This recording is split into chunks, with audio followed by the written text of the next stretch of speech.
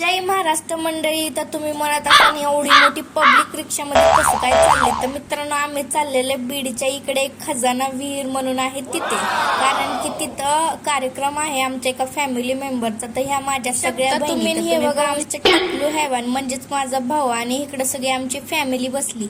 तर मित्रांनो, इथं आहे ती पूजा आमची सगळी संपन्न झालेली बघा, आणि इकडे बघा आणि हे आमचे दाजी इथं बसलेले आहेत बघा. आणि ही माझी आहे बघा पुण्याची बहीण. हिला येत नव्हते बघा व्हिडिओ, म्हणजे फोटो ते काढतात, तर मी हिला शिकवित होते.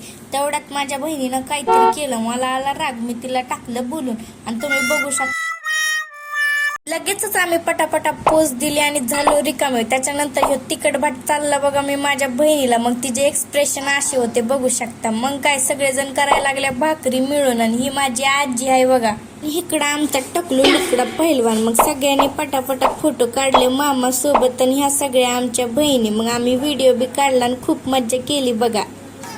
कसा मग मी खांद्यावर डोकं ठेवलं, थोडस राहिलेलं मी नसते काढीत, मी चालली.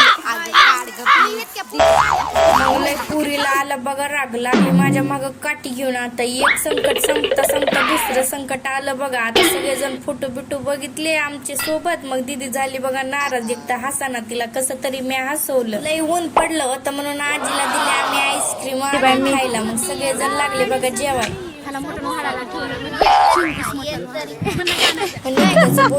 मी लय हसले. मग थोड्याच वेळात पोचलो आम्ही घरी. घरी गेलते बघा सगळे थकून जा. हा माझा व्लॉग आवडला तर नक्कीच लाईक, कमेंट आणि शेअर करा.